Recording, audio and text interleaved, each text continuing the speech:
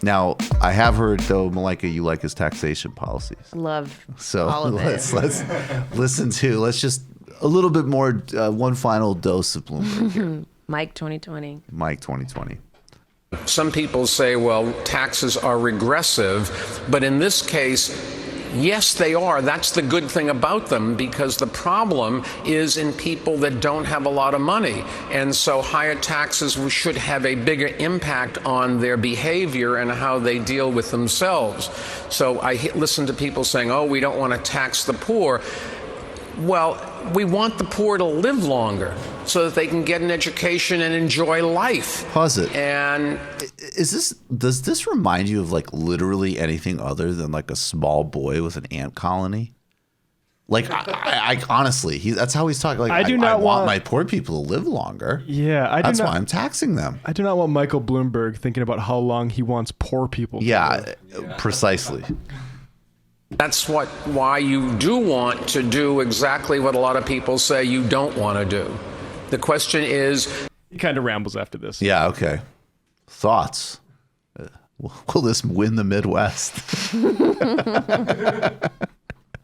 Is this what community organizers are crying for in Milwaukee? I mean, people were already up in arms about what these Impossible Burgers. So, like, I don't think his soda ban is going to work everywhere else. I think, like, you know how he says, I think there, in certain cases, like these sorts of vice taxes or whatever you call them, like, it's not my big thing, but whatever, like maybe you tax cigarettes, right? But to say that the regressivity, right? That's not the good thing about him. In that case, the regressivity would be like a negative downside to like public health, that like you're over ruling for public health considerations. Right. And I mean, it's just like on a political level, on like a personal level, on a philosophical level. I, as somebody who views for the most part like the U.S. government and specifically like, you know, the New York City government to be something that's not very representative of like working class people and their interests, to have an oligarch like Bloomberg making decisions for large amounts of people by using the tax code, I just find to be so anti-democratic, and it really fills me with rage. Personally, like I know this isn't the most popular thing, but I'm very much against like super high cigarette taxes, alcohol taxes, soda taxes. I understand how these industries prey upon the poor, but I think we should be focusing on those industries specifically. Well, he didn't say I'm the mayor of New York and I'm going to lead an initiative against the ag system that incentivizes a handful of monopolies to destroy family farms and get corn syrup everywhere. He just added another layer of your life is stressful and you should be reminded that you make bad decisions. Yeah. As a working person. Yeah, I think it just kind of reinforces the fact that he has a very conservative worldview across the board, you know, where it's big government for some things and then small government for others. And so he is everything if it walks like a Republican, talk like a Republican, you know, he has a Republican worldview. He just uses more syllables. So, you know, folks just let it go. That's it. He won't say, you know, it's a very not good thing. He might have a few more syllables involved. What are your thoughts in the last minute here? I want you to remind everybody of how to get your documentary. Should Mike Bloomberg, we loathe him, we detest him, should he be allowed to have a box at the debates? I mean, it might be easier for people to punch down. I love it.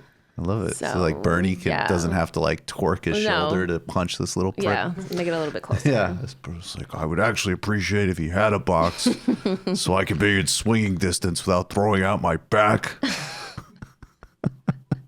And he'll have free health care if he does. Yeah, so, Get on the Medicare system. Yeah, everyone would be good.